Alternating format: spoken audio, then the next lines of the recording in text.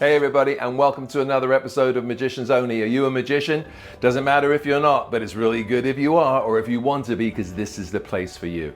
This is where we discuss everything pertaining to magic except the secrets. The secrets you can find at Magic on the Go, at magiconthego.com, which is my online magic school. It's for everyone who wants to learn magic. There's stuff for beginners, advanced, almost 1,000 tricks. And now with, you know what? Now it's got a monthly subscription, so you can get on for less. And you have access to everything. There is no throttling, you have access to everything. One of the things I mentioned recently was this idea of doing a Q&A episode, and I got some lovely questions from people, and so I'm gonna start peppering them into the episodes. I'm gonna start with this one here. This is an email I got from someone by the name of Sarah. Hello, Sarah. Spinning dog, you know who you are, if you know what I'm saying.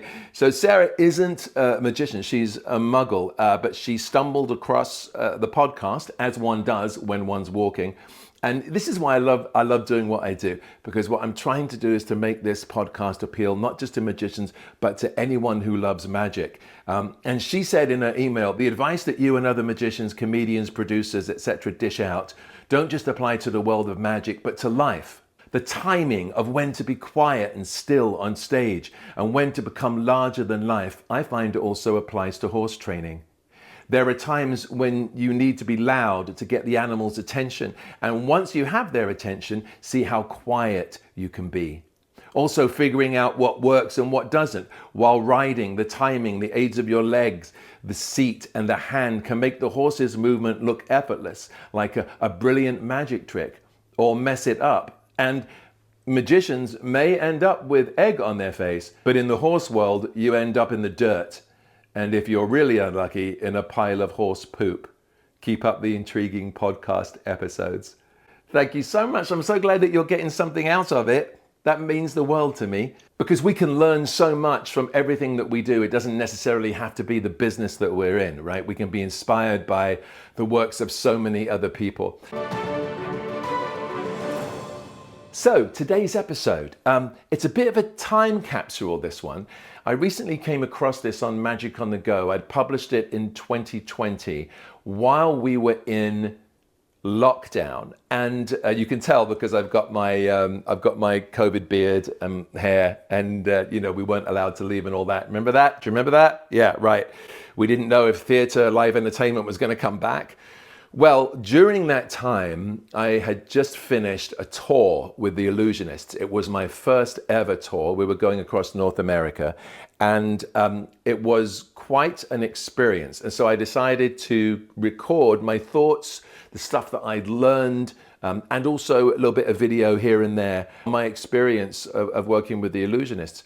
One of the things I don't mention in this two-part episode, one of the things that I don't mention is the fact that while we were touring across the States, I remember that two of the guys kept getting sick, right? And these were the youngest, fittest guys, and they just kept going to the gym, and they would get so sick, and we just thought there was this crazy flu.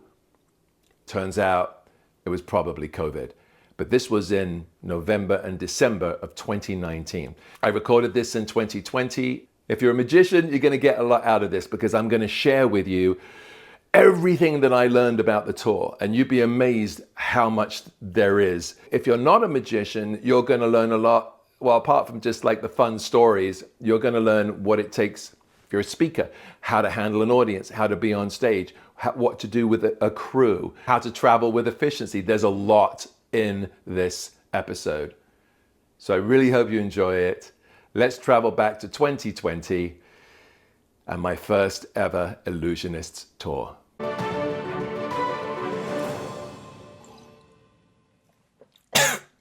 Oh, hello. Didn't see you come in.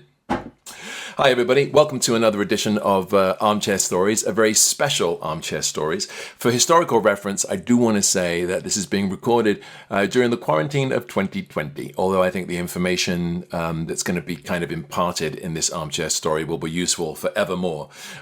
It's ironic because I'm going to talk to you about the tour that I did with the Illusionists, what I experienced, what I learned, the pros and cons, and a lot of the other stuff that you don't think about before you embark on such an adventure. And I know that the idea of doing a show in front of, say, in a theater for 3,000 and 5,000 people seems really weird right now, because we're in this 6 feet away social isolation period.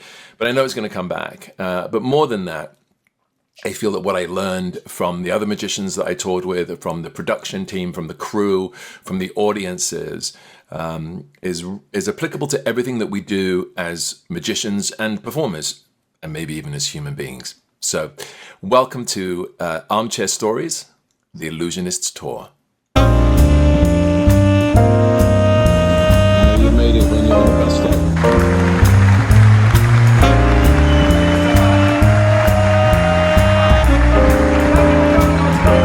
Got confetti in my hair.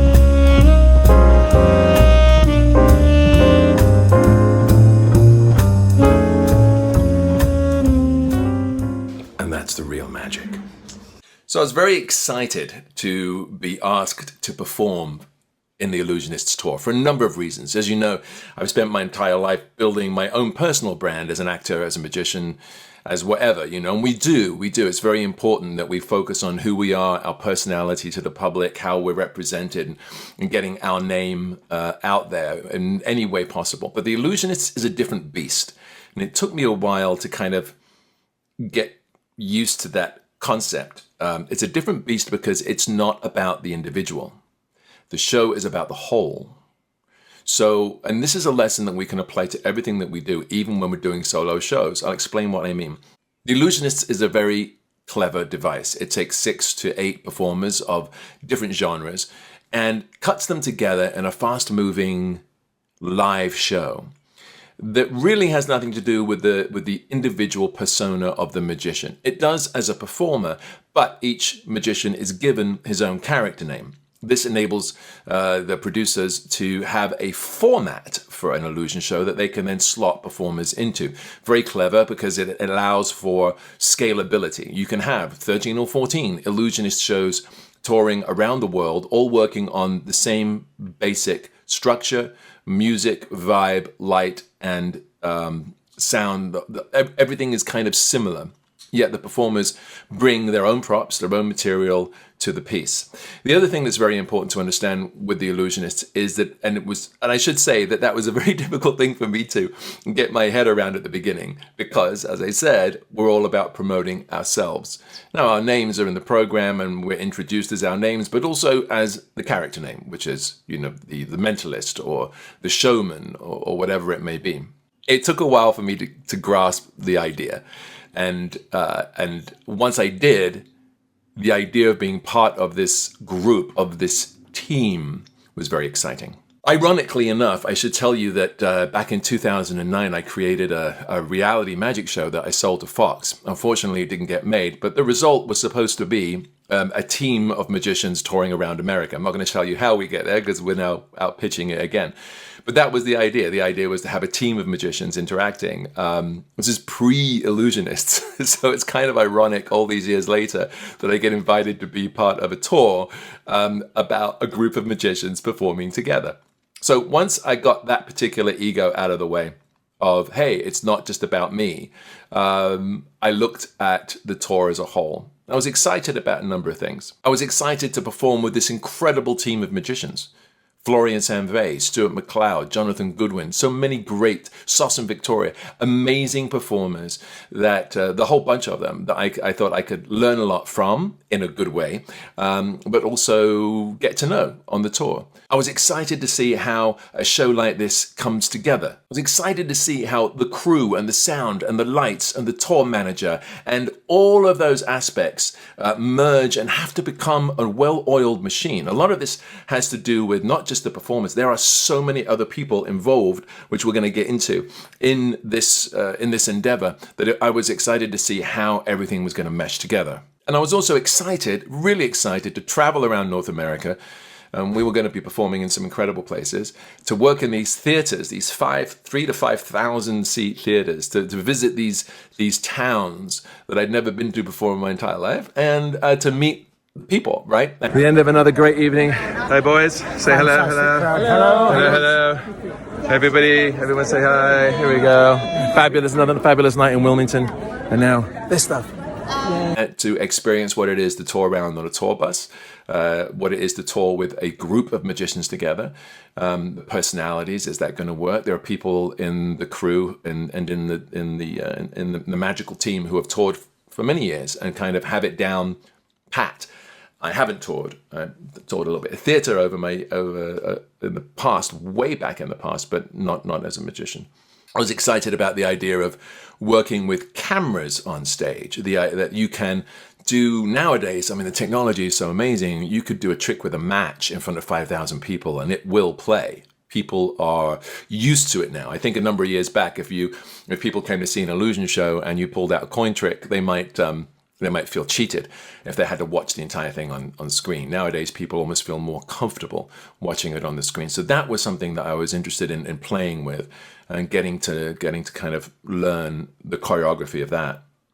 I was excited not to have to do my own lighting and sound, having been so used to operating it all from my pocket on a little remote. The idea of actually having it set professionally, having an incredible lighting rig, incredible sound designer, people being able to come in and out exactly when I wanted to, having a live sound person who could work with me as I'm working off of the audience members that was exciting. And I was excited to see what material I was going to bring to the stage and how it would fit into the show.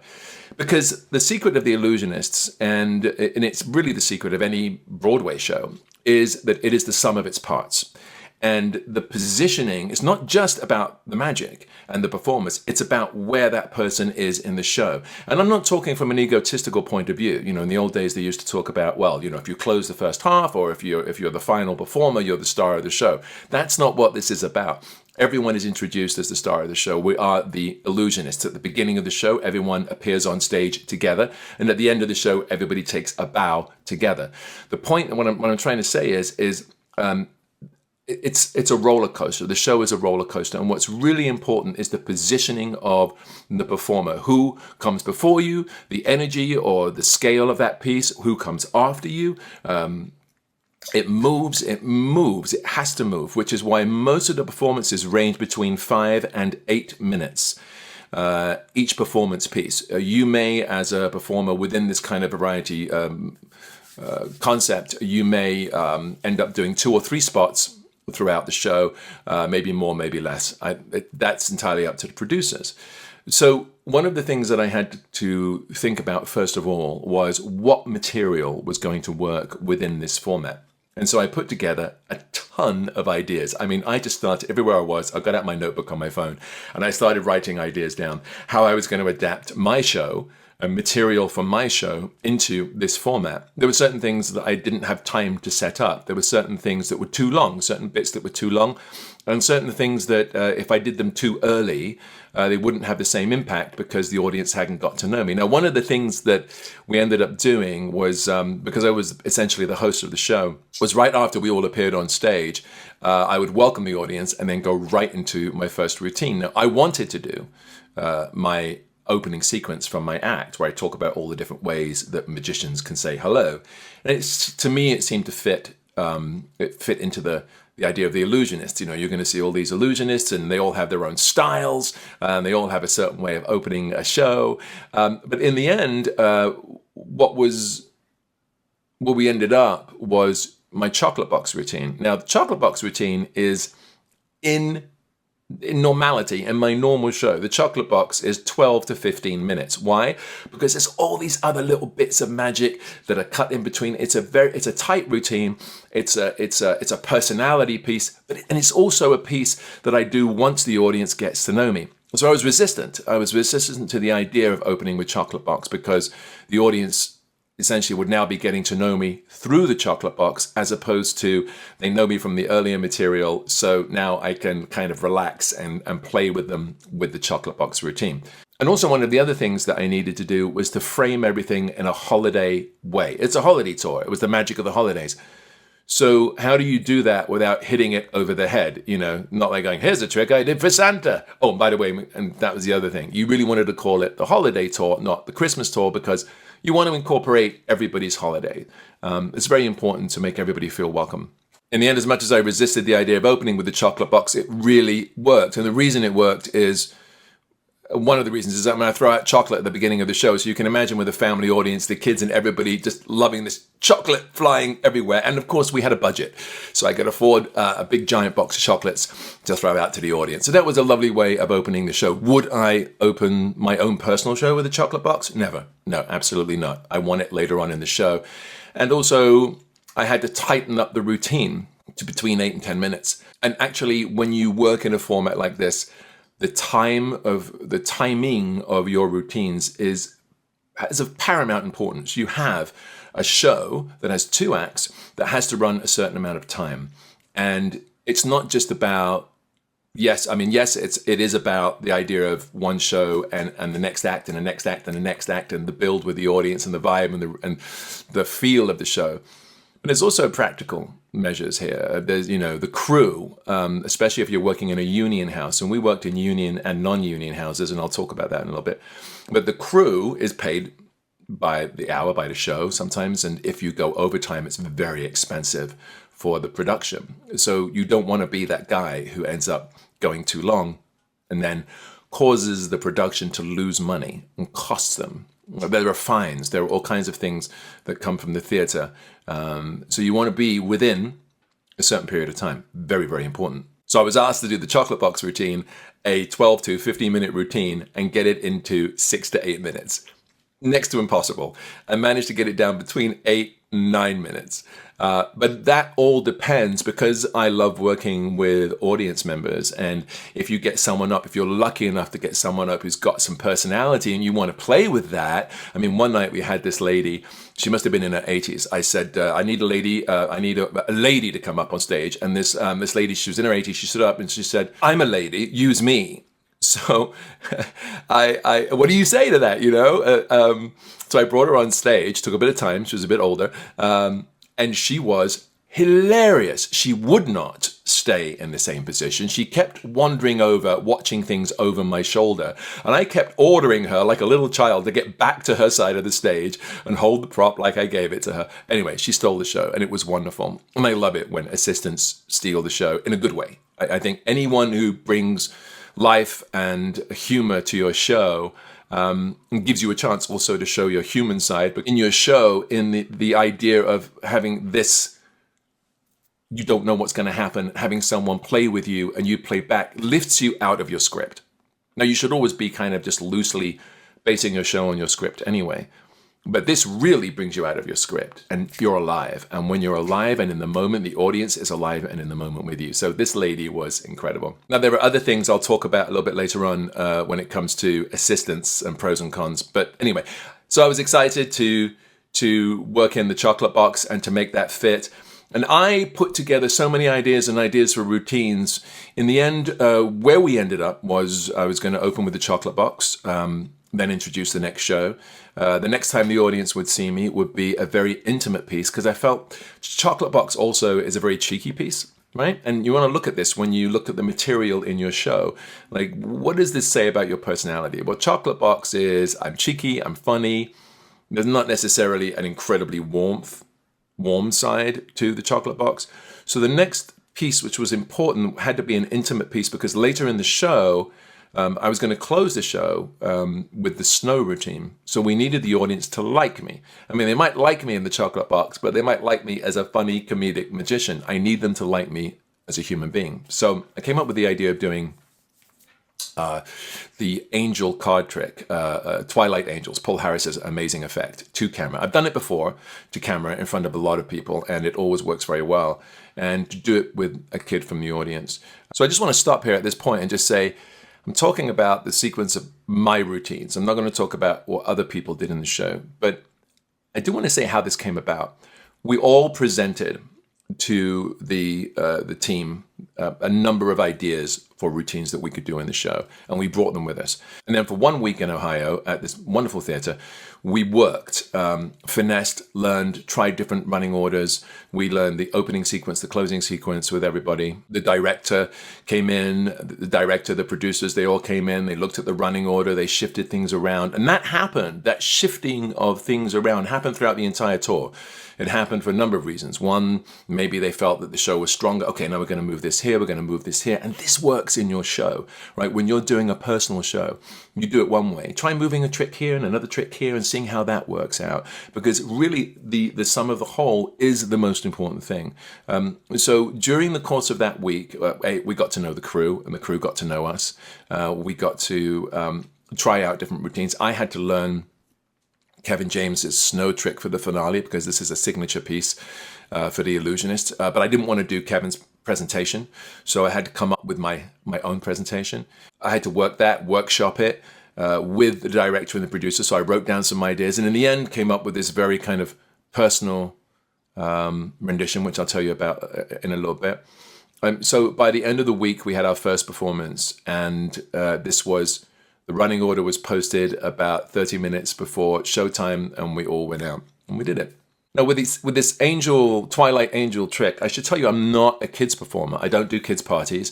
I don't have an interest in doing kids parties. Love kids, don't really want to do kids parties for many reasons that most of you probably already know. And I have such respect for kids performers because it takes a certain personality that I don't have. But this is a family audience. And as a family audience, you're going to have a lot of children, and they're all going to want to be part of the show at some point. So this angel card trick piece was very important to connect with the kids and create a slightly sweeter side. And also, after the chocolate box, which is very cheeky, what I didn't want was for people to be afraid of me, so I couldn't get anybody else up on stage, right? So, Twilight Angels, I go out, I pick a kid, I sit them on the front of the stage, and we do the Twilight Angel trick. In the end, I had this idea of doing the Twilight Angels where the angel moves off the back of the card and having a little smoke at the right point, but it wasn't actually necessary. I cut it out. I thought it was a great idea, but it didn't add necessarily anything to the trick. But the interaction with the kid was important. And I wasn't going to do any of the usual kids gags, kids show gags. I just wanted to meet a little kid, sit them on the stage, and have a little moment of wonder with them. Because it was a holiday show, I called the angels on the backs of the cards, I called them little holiday angels. And I wanted to bring them together for the holidays. So the idea worked really well. And I learned probably the most important thing about working with kids. There is a sweet spot. There is a sweet spot of age, okay? And for me, it is between 6 and 10. So from 6 to 9 years old, max. Anything over 9 years old, when you bring that age of a kid on stage, you're playing with fire. I learned this at the Fox Theater in Detroit when we were performing for 5,000 people, and this kid stuck her head in the air. She really wanted to come up for the angel card trick. I sat her on the front of the stage, and as soon as she got on stage, she went, and she gave me attitude throughout the entire piece. Now, it was funny in that I got to work off of her stoicness, shall we say, and every now and again she'd break and then she'd come back and give me this kind of like, I'm not impressed 10-year-old attitude. And at the end of it, when I sent her back to her seat, I said, well, I was impressed. And I looked at the audience and said, so that's 10 years old, is it? That's what I've got to look forward to as a father. And everyone was like, yeah. So we found a way to connect, even though it didn't create the sweetness, the moment that I really wanted. I still was able to make it connect with an audience, right? And that's what you always have to do. Don't ever give up because it doesn't go the way you want it to do. You want it to go. It has to go the way it's going to go. And then you just have to make it work for you. I think in many ways, it's a bit like anyone out there who has kids will know the birth story. Like you kind of put together a birth story that the wife would want a birth story. This is how she wants the perfect pregnancy to go, how she wants her birth to go. But in the end, life takes over and you're going to have the baby in a car on the 405, which almost happened to a friend of mine. At the end of the show, I had to do my own presentation for Kevin James' Snow Trick. What I ended up doing and working out was based on a true story, which was that we just moved to Canada recently, and my daughter, who is a California baby, had never experienced playing in snow. And so this was awesome because instead of saying that there are some kids who have never experienced snow, I could talk about my daughter. I could bring her picture up on stage, which meant so much to me every single night. I'm like, this is my kid, and then her picture it comes up on the board, and it connected me with her. And so that was very important to me. So I would then bring a little child up on stage to play the role of my kid, and I would demonstrate how I prepared my kid to deal with snow. After the first couple of performances where I simply relied on going out into the audience and picking a kid spontaneously on the moment and having I'm not going to say duds because that's not nice to the kid, but having kids who either had some attitude or weren't effusive enough, I decided I really wanted the kid on stage to have some personality and a sweetness to them. And so I went out halftime every show. I decided to do this. I would go out and I would, during the interval, and I would ask a kid, ask the parents, if it was okay, and ask a child if they wanted to come up and help me at the end of the show. This ended up being one of my favorite moments of the whole tour because every time I would go, I get to meet the audience, and the audience wants to meet you. They've just seen you on stage, and now here you are walking around, shaking hands, saying hi to everybody, talking to the kids, and you find the perfect child. And for me, I would get that kid's name. And that kid was so excited and revved up by the end of the show because they knew they were coming up on stage. And I would say 90% of the time, my selections were great. And the kid would come bounding up and we would do the snow trick together. I have to say that in the end, the best crowning achievement, the crowning moment for me was when I was performing in Pittsburgh for Christmas, and my family surprised me and they came to visit, and my daughter was in the audience. And so without any rehearsal, I pulled up my daughter onto the stage and I acted like she was a kid from the crowd, and she went with it. She's 8 years old. She went with it. And then at some point I told the story about my daughter, and I brought up the picture of my daughter, and then I looked at the kid on stage who was my daughter, and I looked at the picture and I looked back at my daughter, and then I was like, who's your mom? Which just to many would be inappropriate, but then immediately I was like, let me explain. My family surprised me. This is my kid, and we're going to do the trick together for the first time. It was the first time she'd ever been on stage with me. I barely kept it together. I was very emotional. And when we did the snow trick, and she was a natural, I was very proud of her. She got up, she played in the snow, and she stayed on stage, and we held hands for the bows. And I think it was a moment that I hope she'll never forget. I certainly won't. So back to kind of figuring out what I was going to do in the show. So what was interesting was I'd brought all these props, but in the end, we started with the chocolate box, the angel card trick, and then I was going to bring some acts on and off. And then in the second half, what the guys wanted was what I call my card shark routine, which is essentially the finale of my close-up magic show. We'll have two people up on stage sitting at a table, and we do it to the camera as if we're performing on television. And my gosh, it's a routine. It's a 10-minute routine. It's a long routine, and we got it as tight as possible. Some early card tricks with a signed card, moving into repeat card to wallet, moving into the card between the metal plates, and ending with a tic-tac box with a bunch of holiday gags. I came up with some elf gags, my hand gag, and just making that play.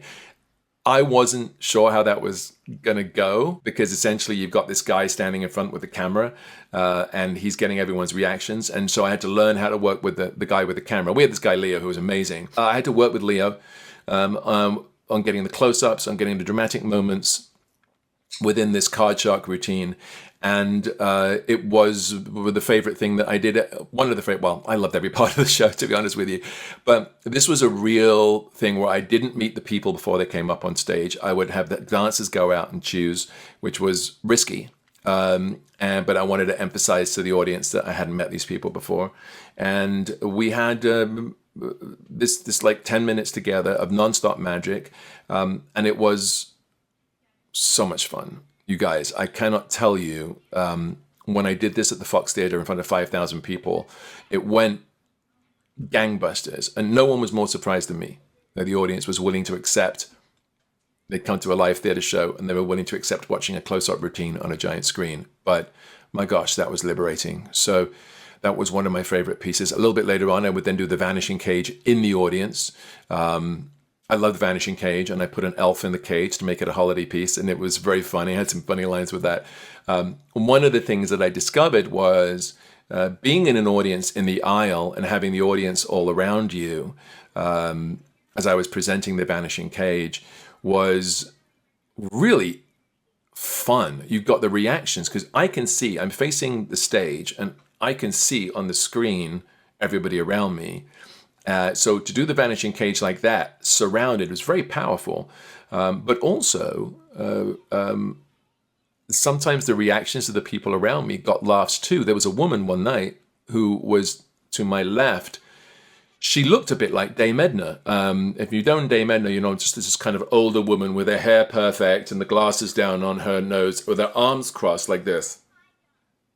The whole time, just like this. Nothing, not a thing moved. She's there like this. I can see her in the camera. I keep looking back at her and like smiling at the camera, and there's nothing from her. But the audience is starting to cotton on that I'm a little bit disturbed by this woman who doesn't seem to be enjoying herself. I make the cage vanish, which, by the way, a vanishing cage on camera, there's a certain retention of vision, and it looks so magical. I mean, it looks like a camera trick. So I'm there, cage vanishes. I open my jacket, I bang my sleeves, I spin around, no cage. And as I'm spinning around, I see her and she's like this. And so I start to, I'm like, well, I thought it was great, you know, and I'm doing this. She's not cottoning on at all. I don't know where she is. The rest of the audience starts laughing with me. And now I'm trying to introduce the next show, the next act, and I am crying. Now, as a performer, you want everyone to love what you do. And so there's two ways. You can be like really upset, you know, that this person is like not having a good time. Or you can just find it funny. And if the audience is with you, oh my God, it took 2 minutes to introduce the next act because I couldn't stop laughing. And the audience was laughing with me. And it was a beautiful moment. Then we moved, I introduced the following show. And then at the end of it, I came out and I did Snow Trick, which led into the finale. So the length of time for your pieces is very important when it comes to doing a show like this. And in fact, if you're working on television or working for anyone, you should know the length of every routine, give or take a little bit. And I say give or take because you're going to be working with real people on stage for your audience participation. And almost everything I did had a piece of audience participation. The first night I went on, the crew, and these are the people that the most important people to you, because you're going to be traveling with these guys. You got to get to know them, and they all have a very specific job to do. And they're not just dealing with you; they're also dealing with stage management, the theater owners, the unions crew. If there's a union crew, there's a lot of things that they have to deal with. So they expect your show to kind of go the same way every night. If you were performing on Broadway and you were going out and you were doing a song or a dance routine, it would be the same every night. You wouldn't be improvising different things. So the first couple of nights, the management spoke to me and said, hey, you know, that was really different to last night. And it's important, and I get where they're coming from, because the timing was different. The lighting would have to be a little bit different. The switcher, so when you're working with cameras on a big theater like this, the person who's switching to the various frames on camera is trying to follow you as well. Like, you know, that was different to what we rehearsed. And so we had to have these conversations where I'm like, it's going to be different every night. And I'm going to try and keep it within the same framework. So physically, I tried to keep it in the same choreography, but verbally, you have to go with the flow. So this was a learning lesson between the two of us. So they had to flow with me a little bit. I had to kind of like keep it within a certain framework for them. Teamwork. You want to get them on your side. You don't want to have an audience, your crew against you, which is a beautiful thing because it forces you to super analyze what you're going to do in the show, what each line is. Even though you could veer off of it, you really need to look at what you're doing, how you're going to go from moment to moment. And when you're doing something like a variety show where it's a number of individual pieces versus the arc of, say, a whole act, Your individual piece, now you refer to it, you look at it like it's a whole act. And so you can get the opening, the middle, and the end, even if it's one trick, the opening and the middle of the end. And so for me, educational, I just learned so much by having to analyze for somebody else, because sometimes I'm lazy and I don't do it for myself, but having to analyze for them exactly what I was going to do. Because if I want to be lit, if I want to be seen, if I want to be heard, if I want the music to come in at the right place, if I want the camera to pick up the right moment, then they need to know what I'm going to do, which means I really need to know what I'm going to do. And this is super important when you're working on your own show. Take each piece and analyze it within an inch of its life. And again, using the Illusionists format of placement, like where in your act each piece goes, is just as important as where in an Illusionist show each act goes. The ups and downs and the build and the music, the audience participation, the visualness, the character, the connection with the crowd, all has to be worked out. We're going to leave it right there. That's the end of part 1. Be sure to check out next week's episode. It's kind of crazy, right, to look back and see a version of Steve who doesn't know whether live entertainment's going to come back. I was trying to be positive at the time. I wasn't entirely sure. Let's summarize a few things. First of all, ego. One of the biggest things I learned about the tour is you've got to put your ego to the side. Still got to have it. You just got to, put it with everybody else's ego and learn to work together. It's all about the teamwork. Doesn't matter whether you're doing a magic show or whether you're working together with a corporate team on some really important project for the company. Ego has to have its right place. Too many times I have seen ego destroy a project. Obviously, a tour like the Illusionists is all about the teamwork. But think about the teamwork when it comes to your solo show. When you arrive at a venue, you've still got to have a client, you've still got to set up, you've still got to work with the people in a hotel maybe in order to set up the stage. It's all teamwork. They're members of your team, even if they don't know it. Right? It's like when you get an assistant on stage. You're doing a scene with that person. They just don't know it. They just don't know their lines. So it's the same when you're doing a magic show, when you're walking around. Other people at the venue or at the gig or at the speaking engagement or at the presentation at a conference, they're also part of your team. They just don't know it. It was also good for me to watch this and to remind myself that an entire performance is the sum of its parts. And this, by the way, doesn't just refer to you being on stage. Your entire performance starts the second that you get out of your car and you arrive. Doesn't matter whether it's a magic show, whether it's a conference, whether it's an interview. When you get out of the car, you are your performer. You are starting the show right then. It is the sum of the parts. Somebody sees you walk into the building and you're cranky, they're going to talk about that, and that's going to be part of your reputation. There was a magician called Alexander Herman who was one of the greatest of all times, and the stories of what would happen when he would arrive in town to promote his magic show that was going to be on in a theater. This was way before social media. He literally was physical social media himself. He would walk into restaurants and bars. He would walk up to someone, pull a rabbit out of their jacket and walk out again. I mean, he created moments. He knew the second that he arrived in town that his show had begun. The reputation had begun. And so I think that's really important to remember.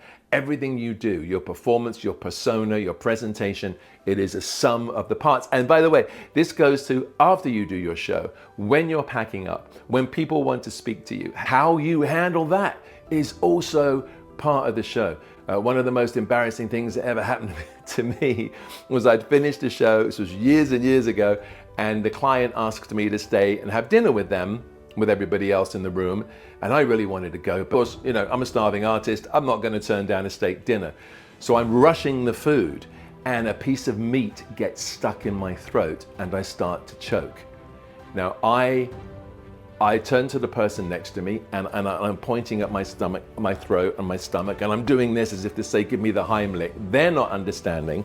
Some guy from another table looks over, sees that I'm turning blue, runs over, picks me up, gives me the Heimlich maneuver.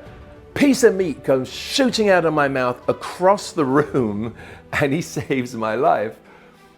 Now, that audience saw me do a magic show, but they're going to remember that the stupid ass magician almost died at our event. That was part of my experience for that night, and unfortunately part of the experience for everyone at that event, the sum of the parts. The good news is they get to tell everybody that the magician didn't die. Well, I guess that's good news for people who like magic.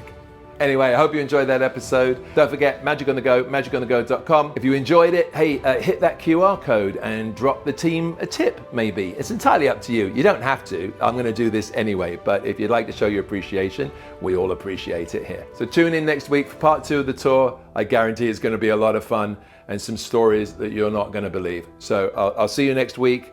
Much love. Bye.